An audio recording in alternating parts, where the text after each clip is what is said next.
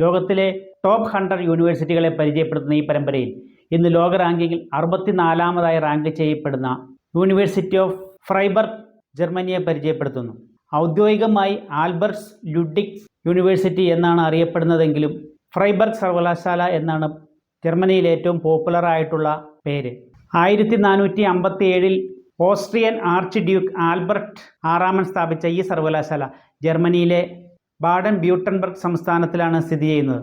സമ്പന്നമായ അക്കാദമിക് പാരമ്പര്യവും ഗവേഷണ മികവും കൊണ്ട് പ്രശസ്തമായ ഈ university medicine, engineering, humanities, social science, environmental science, logic science, theology എന്നിവയിൽ വൈവിധ്യമാർന്ന കോഴ്സുകൾ ഓഫർ ചെയ്യുന്ന ഈ സർവകലാശാല പ്രശസ്തമായ മറ്റു പ്രോഗ്രാമുകളായി law, computer science, environmental science, logical science തുടങ്ങിയ പ്രശസ്ത പ്രോഗ്രാമുകൾ കൊണ്ടും ലോകപ്രശസ്തമാണ്.